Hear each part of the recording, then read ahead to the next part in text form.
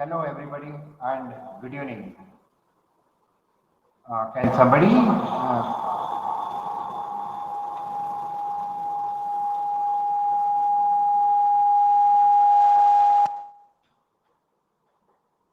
Hello?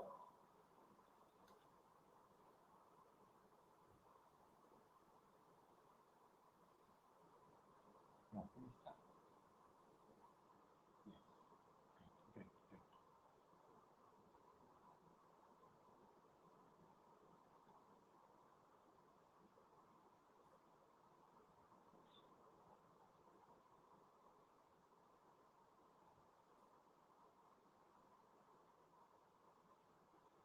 Once again, good evening, and I will start my presentation on the metaverse. And as I told you in the earlier case, actually, this is a dedicated stream on metaverse and all aspects of metaverse I will be covering in this. And I'll be answering all questions just after this at the end of the session. And just to recall what happened in the previous class, in the previous session, it is all about the just general introduction to metaverse and what does it actually consist of. And in today's presentation, I'll be talking about NFT in the metaverse. NFT in the metaverse. NFT is one financial instrument which actually helps in the transaction of the metaverse. And as you see, any new world or any world must to be valuable must actually have some kind of a. One second.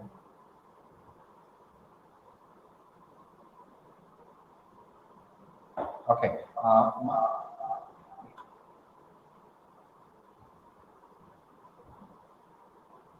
Sorry. Hmm.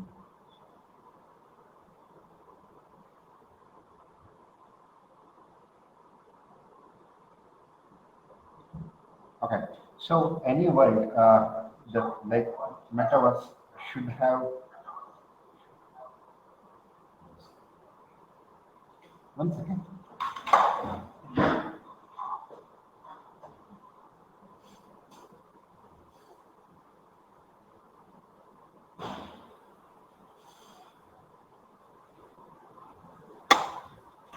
Okay, I'm back. Okay. So any world, whether it's metaverse or all, must to be useful, must have all the components which the real world has, and the NFTs and in general and in particular, and also cryptocurrencies give you a financial strength or financial ability to do a business in the metaverse. That's the reason we should be learning about NFTs. Okay. So as I told you, metaverse in this particular stream, I'll be covering each and every topic of the metaverse world and try to convey as much as information that I have and the knowledge that I have. And the whole intention is to take the whole listeners to the magical world of the metaverse and help you or enable you to live over there. Okay. And for those people who have missed my session earlier, this is the link actually you can take and listen to the or view the presentation that happened earlier. And since I'm a teacher, actually I also have a presentation slides. So if anybody is interested to use them for either for their academic purpose and all, they can also start using that one. So in today's episode, I'll be talking about the NFTs and all things related to that. Okay, and I will tell also how to make an NFT. That means in the metaverse, making an NFT is called minting. So that also I'll tell you briefly, and also tell you what is the significance of the NFT in the whole world. Okay. Maybe you may recall that in the last class, actually, I defined the metaverse as a world of many things. For example, it is spatially organized. That means we have virtual reality there. But in this presentation, I'll be talking about one thing which is about digital economics. That means if you want to, for example, suppose you have bought a new house, okay, and you want to move, and then you have to create facilities for everything in the new house for which you have been doing in your old house. For example, if there is a parking lot or a parking space in your old house, then you have to create a kind of a parking space in the new house, right? Similarly, if there is a kitchen in the old house, you have to create something similar to that kitchen, maybe in a differently designed, but in the new world. Similarly, metaverse is completely a new world. So we have to create everything that is happening in the existing world in the new world. So we have created a space using our virtual reality, but now to bring that importance or the significance to the digital world, we need to create what we call digital economics. That means unless we have enabled people to make some kind of a financial transaction, that will not seriously grow. As you can see in this picture, actually, one of the important point of a metaverse is actually economy. Economy is all about financial activities, okay, the growth and the development and all. So the message is actually, if you want to make the metaverse effective, you need to create an economics in this, and NFT is one of the financial instruments in that. I will going to explain that.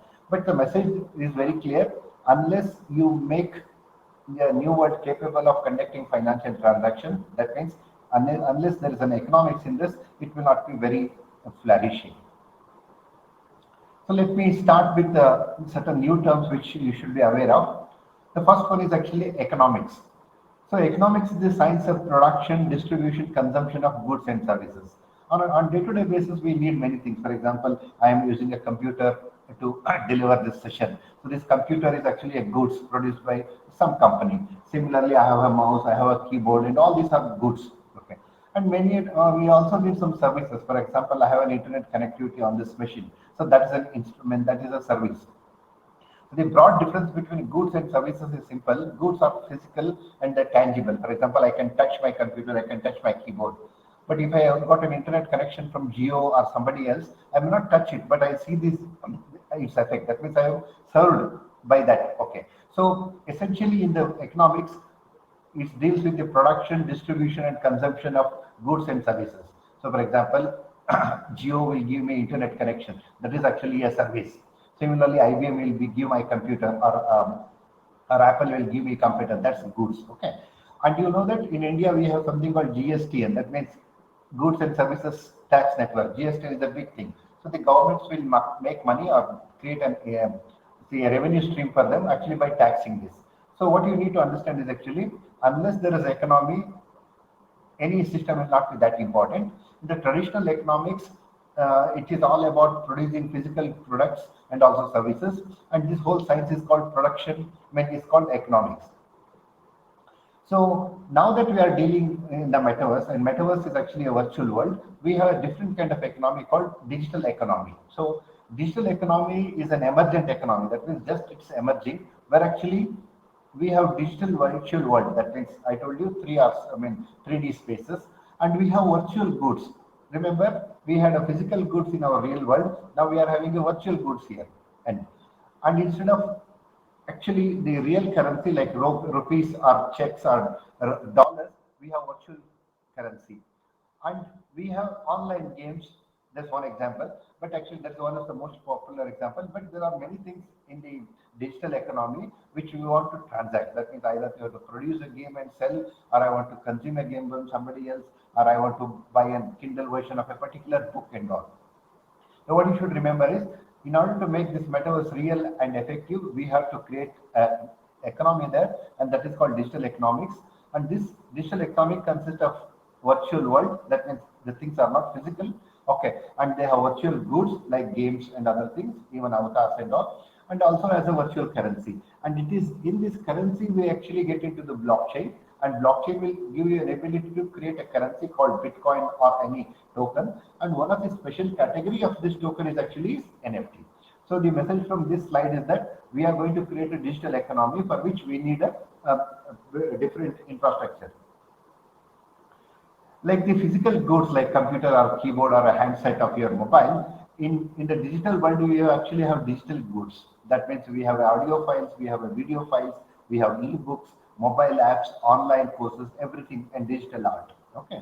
So digital products can also be categorized as virtual items. For example, when you are playing a game and you are using an avatar, it is not something that you can touch, but you can, through which you can actually execute your actions of the game actions. Okay.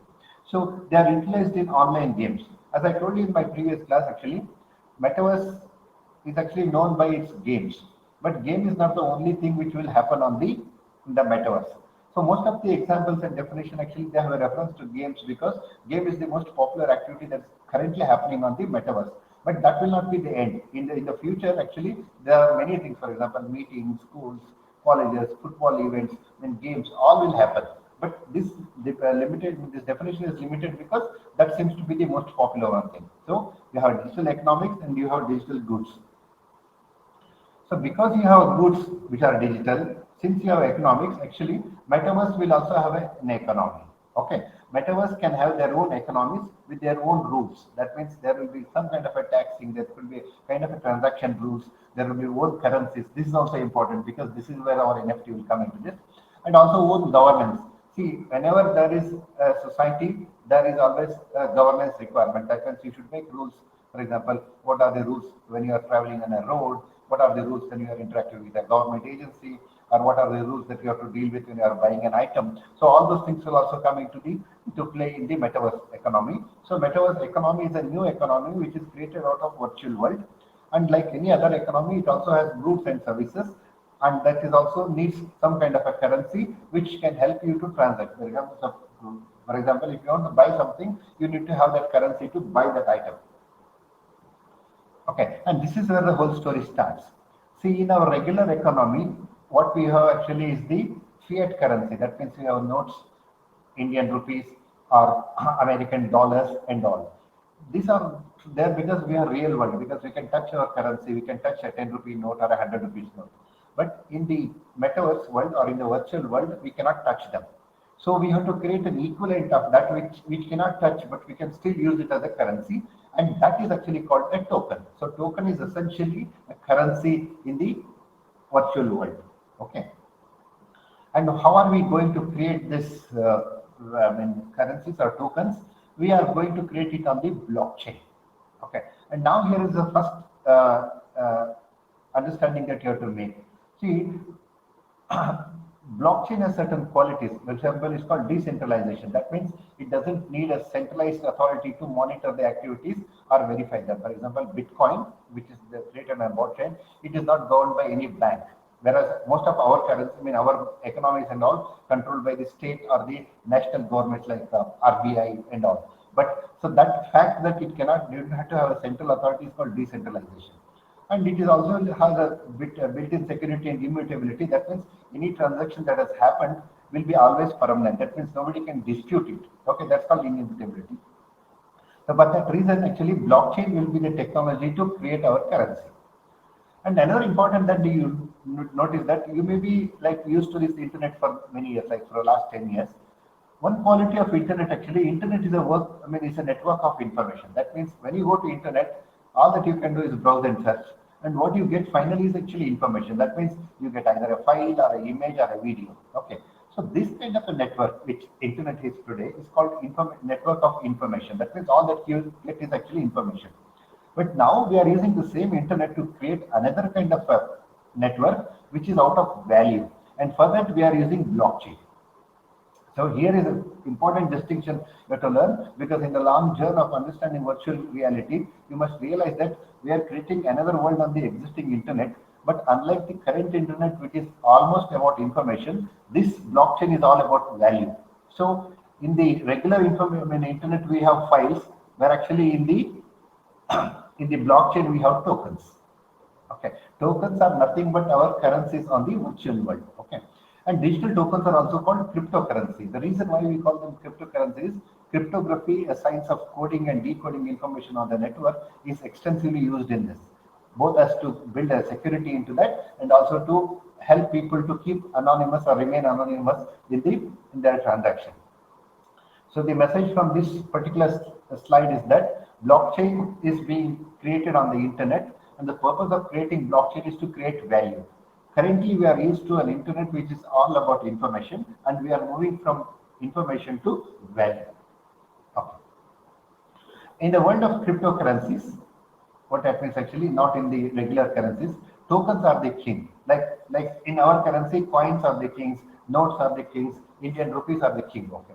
And token serves as a tangible representation. That means if there is a fact which actually it is indicated by the token. For example, if you have an asset of say 10,000 rupees worth, so when you sell it, you get that 10,000 rupees.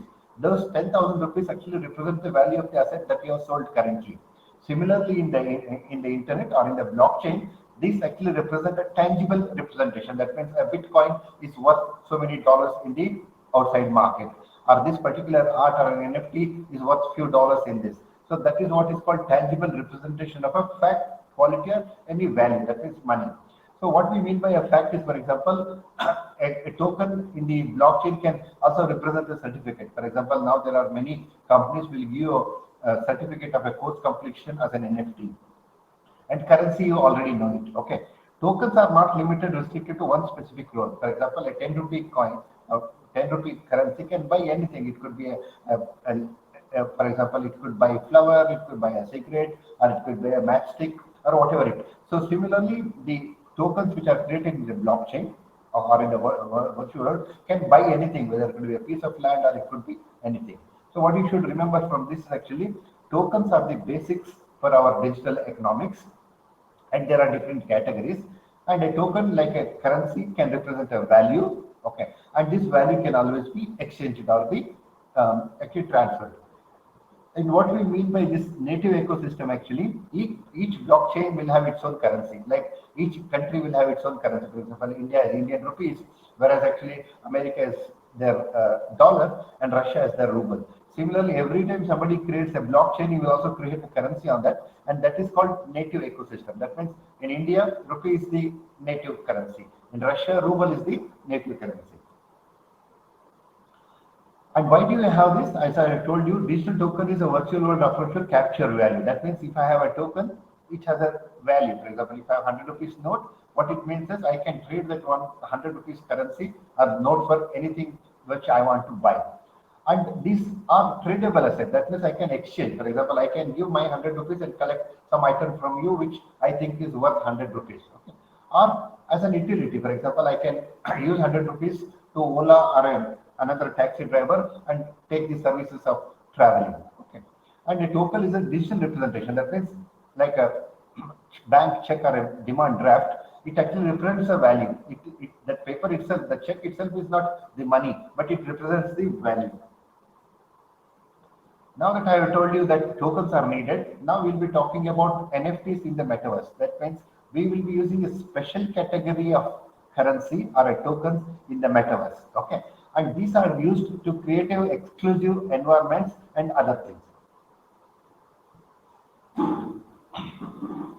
And as I already told you, tokens are multi-purpose tools. For example, I can use my money to get a value. I can use it to buy a service. I can use the same money to keep deposit in the bank, and so on and so forth. Okay. But what it actually does is, as long as you carry some tokens or some currency, you are carrying a value with you. Okay. Now actually we'll be talking about types of tokens. See, for example, there are two things actually which will give you value. For example, a 100 rupees note in with you, or the SIM card that you have in your mobile. Okay. Now the difference between the 100 rupees in your hand and the SIM card is actually it's distinguished. For example, you can exchange this 100 rupees note with somebody else for another 100 rupees, or you can give this 100 rupees and take 10 rupees each note. For example, 10 rupees, 10 notes will make 100 rupees. But you cannot exchange your mobile SIM card with somebody else because it is unique, which actually identify you specially. Okay. So now those kind of currencies which can be exchanged with other cards are fungible. Fungible is an English term which means that which you can exchange. That means you can give 100 rupees and take 50 rupees to notes. Okay. But that you cannot do with your mobile SIM card because it is unique. Similarly, for example, almost all tickets in a train or a flight looks identical because every ticket is same. But what is distinct is the seat number and the passenger name. Okay, so these tickets cannot be exchanged. Such things are actually called non-fungible tokens. So essentially, you remember there are some assets which are actually different. For example, a 10 gram of gold is same everywhere. But if you have used it to make your wedding ring or a engagement ring, that gold in that ring is totally different because the ring makes it's a unique thing or a unique possession for a particular person. So now let us understand actually difference between fungible and non-fungible tokens, and I will give you an example. Okay, and I think you can understand this. So maybe many of you actually are fans of Chetan Bhagat. See, you actually can buy a Chetan Bhagat book in a bookstore. Okay, and actually you can buy that for say 500 rupees. But assume that when you are buying that book in the shop, Chetan Bhagat is also there in the shop and actually is ready to give an autographed copy of that book to you. And now you know this book is not just 500 rupees, it is more than that because it is signed by the author himself. Okay. Anything which is actually is unique because of its value is actually called a non-fungible token, that is NFT. So this book, there are thousands of copies available in thousands of bookstores. But this particular book written, signed by author is not available. Something similar happens to in token. A Bitcoin is available in the market for buying and selling, but you cannot have an NFT which is so easily available to you. Similarly, for example, see, you can buy any, if you are a cricketer, you can buy any bat anywhere.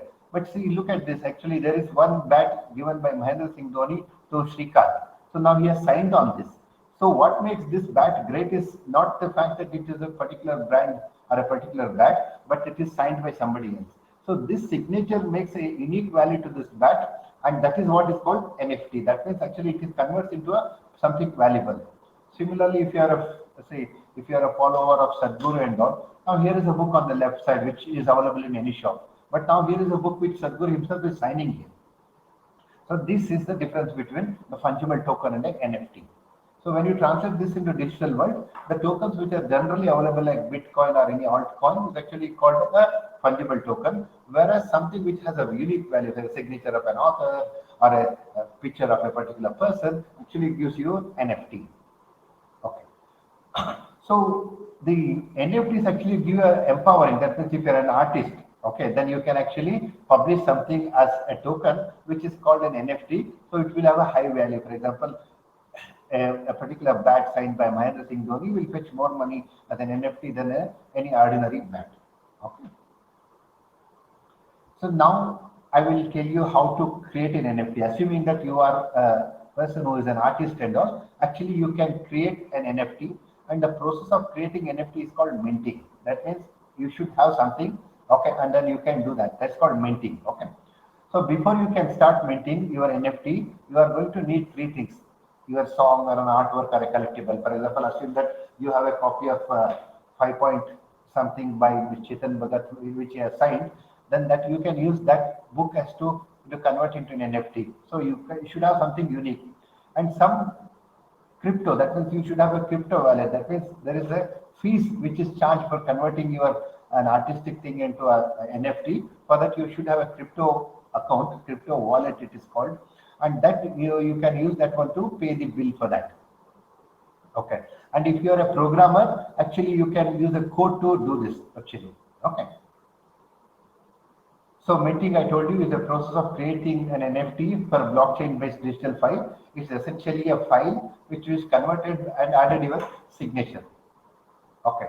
And suppose you want to buy a particular NFT, then you have to go to a market. For example, there is something called Coinbase Global, which you can go. So all these marketplaces will allow you to buy. For example, if you are a fan of say Mahendra Singh Dhoni and if he has auctioned his bat, assigned bat as an NFT, you can go and buy it there. NFTs have a lot activities to contribution to make in the metaverse. Actually, it will give you a complete control if you're an artist or if you're a developer or programmer, and then it will help you to actually buy or sell them. Okay. So the conclusion is NFT is an important financial instrument in the metaverse. Okay, and you can create them, buy them using your cryptocurrency. Understanding the nature and scope of metaverse when the NFT is very essential because as a part of your career, you will be encountering this one or the other day. Okay, and now I'll come to the question session. Okay, and any questions if you have on this, I can answer you right away. Okay, so I will start answering questions from the top. Okay. Okay. So Mr. Dayanand, you asked me what is the difference between NFT and cryptocurrency. Okay. Let us start with the word currency. See, currency is anything which has a financial value. For example, 10 rupees note in your hand or 100 rupees, $100 in somebody's hand is currency. Okay. Now, on the cryptocurrency is actually created on a blockchain. So, for example, Bitcoin is an example of a cryptocurrency. But now there are thousands of cryptocurrencies available in the world, but not all of them have a blockchain of their own. For example, Ethereum is one blockchain on which anybody can create a cryptocurrency. So such currencies which are created on somebody's blockchain, they are called cryptocurrencies. Okay. Okay. And second one, I told you NFT. Once you have a cryptocurrency, you can use that cryptocurrency to make something special. For example, you have an autographed bat book given by Chetan Bhagat, and you can convert that into a digital file and make it an auction. So for that, you are using an ordinary cryptocurrency here and converting that. So NFT is nothing but a unique thing. You can buy any number of copies of Chetan Bhagat book in a shop. But if you have an autographed copy, and that actually becomes an NFT. Okay. I hope I have answered Dayanand's question. Okay. Okay. Parul is asking, do you have to pay tax for owning NFT, sir? Okay. No, actually, remember one thing. In economics, there is something called assets and there is something called income. Okay. So nobody is going to tax you for the asset. For example, if you are holding a Bitcoin, okay, in India, it's not allowed, but you can still hold it. But for that, you are not being taxed. But suppose you convert your Bitcoin into Indian rupees, okay, and then you are liable for the tax. So, but remember this fundamental rule. If you have an asset, it is not taxed. But any income that comes on that is actually taxed. Okay. So the answer to your question is actually you have to pay tax for owning. No, for owning any asset, you don't pay tax. Okay. For example, you have land tax, you have house tax and all, but they are for a different purposes. You are paying house tax so that municipality will maintain certain amenities for you, but there is no tax for the asset. Tax is only for the income. Okay.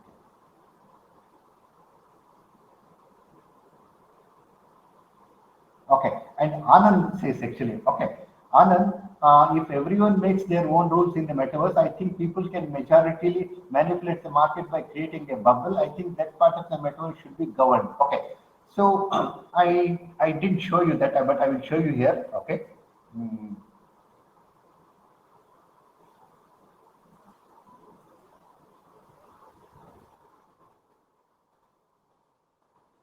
You can see here, Mr. This one. Okay, who is this? Just come back.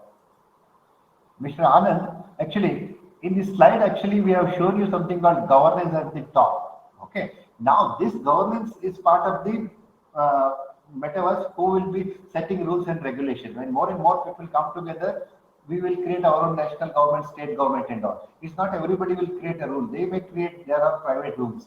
But when you are actually controlling things like metaverse or any country for that matter, you will have a governance. In fact, you will have something called DAOs, that means decentralized autonomous organizations, which will actually create rules and regulation for us. Okay, so Anand, you don't have to be worried much about that because nobody will be able to create bubble because there will be a governing body, although we are in the initial stage of that. Okay.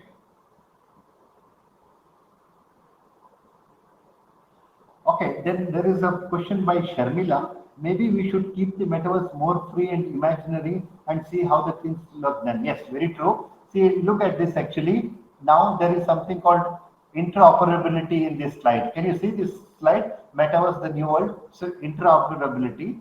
And actually on the side also you see that metaverse content will be available to all without any restriction. That is what we mean by actually keeping it open. Okay. So as you said, Sharmila, we will make it more free by making it interoperable. That means somebody can start with metaverse and go to Google's metaverse. Now it is possible. Today it is not possible because the Facebook is separate from Gmail, Gmail is separate from LinkedIn, LinkedIn is separate from something else because this is called a walled garden. But we are trying, I mean, at least the mandate of the metaverse says that it should be open and should be available for all. So, Sharmila, your concern will be taken care about that.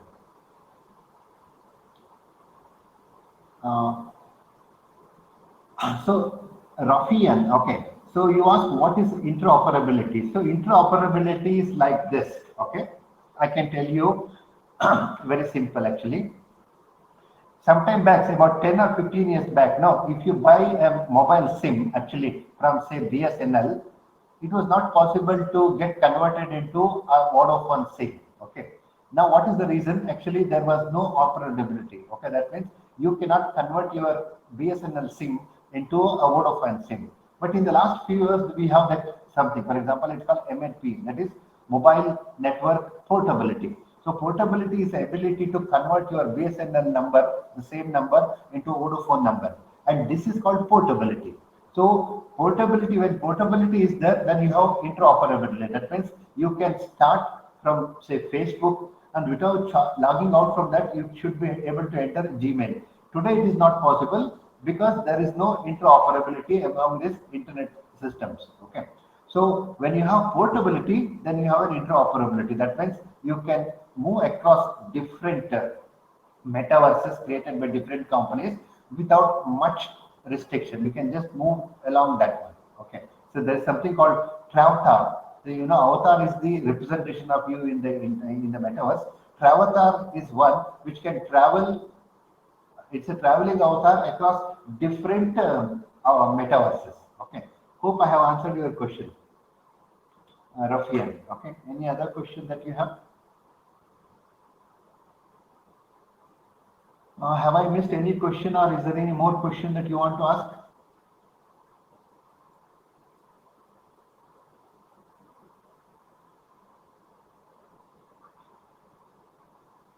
And anytime you can ask questions. Actually, I have shared you a link here. This is the link that you can ask me a question anytime and I will answer you. Okay. And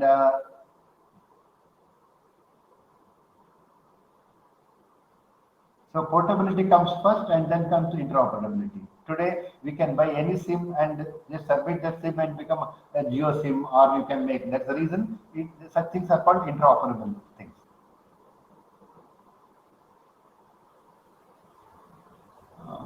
Okay, any more question is left?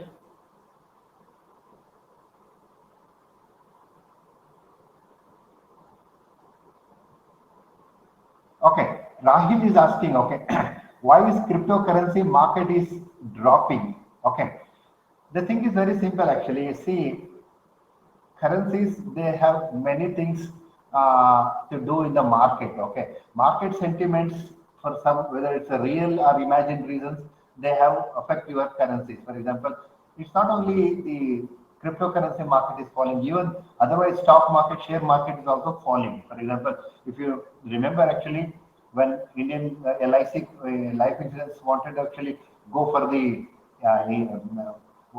IPO, we were thinking that it will get a very good returns or acceptance in the market. But the day they actually listed in the market, their prices went down. So this is due to market sentiments. Okay, and this is a kind of a global phenomenon. People say the war in the Ukraine is actually hurting the economy everywhere, and somebody says there's a shortage of items in the across the world, hence it is actually affecting.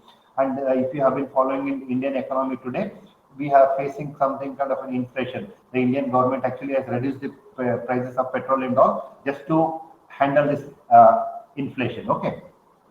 So the question that Rahil is asking, why cryptocurrency is dropping? It is not dropping for any weaknesses or intrinsic limitation of crypto itself.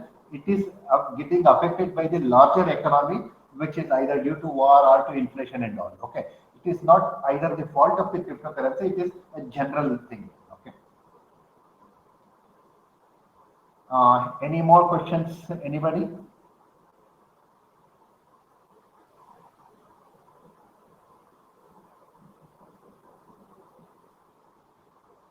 Okay.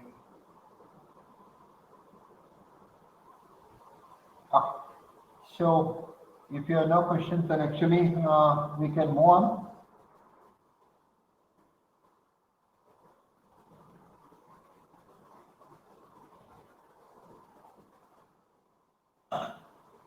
So next week, actually, I will be doing a session on blockchain in the metaverse. So blockchain is a fundamental structure on which the virtual world is created. The money part actually is brought into picture by blockchain, because unless there is a blockchain, we don't have tokens. Unless there is a token, we cannot transact. Unless we cannot transact, there cannot be an economy at all. Okay. Okay, so we will be covering this blockchain in the metaverse next week. That is on 1st June at 6 p.m. Kindly do join us. And Meena, thank you very much. But you didn't ask any questions or any specific question. I would have been happy if you asked certain question because I'm just trying to promote this new idea of metaverse across the younger generation people. Because much of your life in the next 10, 15, 20 years, you'll be spending on metaverse. So basic understanding that is a very must thing. Okay. So yes, thank you very much. And in case you have any more question, you can ask us. I will just, for the sake of repetition, actually I'm repeating this. So you can use this link to send your questions, or you can use this stream to see my earlier versions of, I mean earlier means last week's session. Okay. So shall we end here? Shall we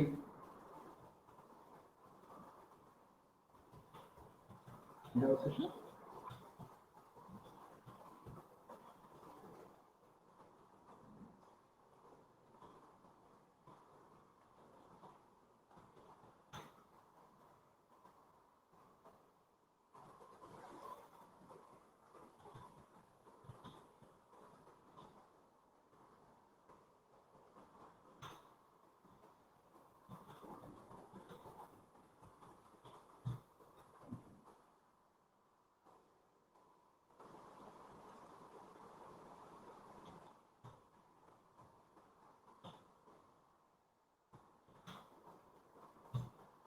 Okay. Bye.